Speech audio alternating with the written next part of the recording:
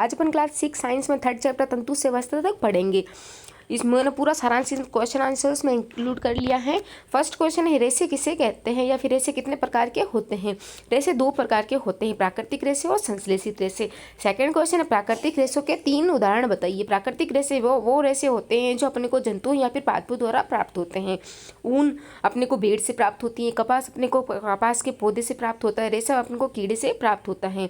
Third question है, संश्लेषित रेशों के 4 उदाहरण बताइए। रेयन, पॉलिस्टर, टेरिकोट और नायलॉन। संश्लेषित रेशे वे होते हैं जो मानव निर्मित होते हैं और रासायनिक पदार्थों द्वारा लैब में बनाए जाते हैं।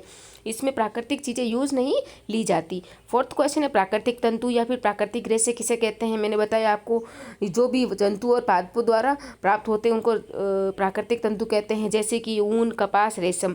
फिफ्थ क्वेश्चन है, संश्लेषित तंतु किसे कहते हैं। कुछ तंतु या फिर रेशे जो रासायनिक पदार्थों से निर्मित होते हैं उन्हें संश्लेषित तंतु कहते हैं, जैसे पॉलिस्टर, नायलॉन और एक्रिलिक। कपास का ओढ़ना, कपास के बीजों को अलग, जो भी कपास का जो फूल होता है उसमें से रुई को बीजों से अलग करना ही कपास का ओढ़ना कहलाता है। कपास से बीजों को कंकतन अर्थात एक कंगे जैसा एक यंत्र होता है, कंकतन द्वारा पृथक किया जाता है। कपास से बीजों को कंकतन द्वारा अलग करना ही कपास का ओटना कहलाता है।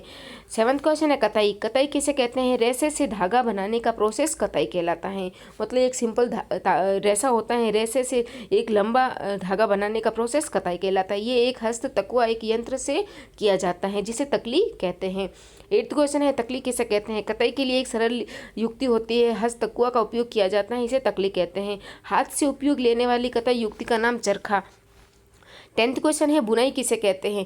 धागे के या फिर धागों के 2 सेटों को आपस में व्यवस्थित करके वस्त्र बनाने का प्रोसेस बुनाई कहलाता है। जो भी स्वेटर बुनते हैं वो वाला सेम प्रोसेस ही बुनाई कहलाता है। फ्रिलेक्स क्या होता है। ये एक पादप होता है जिससे प्राकृतिक रेशे प्राप्त होते हैं, अर्थात ये प्राकृतिक होता है, संश्लेषित नहीं होता। वस्त्र कैसे बनते हैं। तागों या फिर धागों की बुनाई और बंधाई से वस्त्र बनते हैं। निम्नलिखित तंतुओं को प्राकृतिक और संश्लेषित में वर्गीकृत कीजिए। ये नायलॉन, ऊन, रुई, रेशे और पॉलिस्टर और पटसन।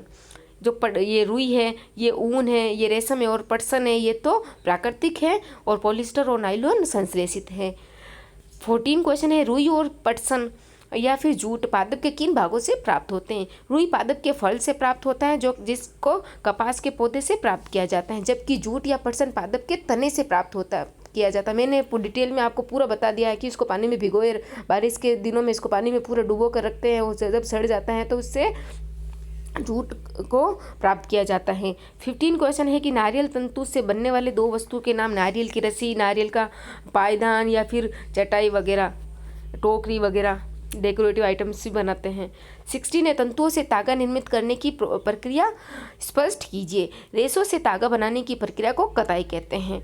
तागा या फिर धागा कुछ भी आप बोल सकते हैं। रेशा मतलब एक फाइबर, जो भी एक छोटे छोटे चीज़ होते हैं उनको रेशा कहते हैं, और रेशे से एक लंबा धागा बनाने के प्रोसेस को बोलते हैं कताई। इस प्रक्रिया में रुई के एक पुंज से रेशे को खींच कर ऐंठते हैं। ऐसा करने से रेशे पास में आ जाते हैं और धागा बन जाता है, जिसके लिए तकली या फिर चरखा का उपयोग किया जाता है। Thank you friends.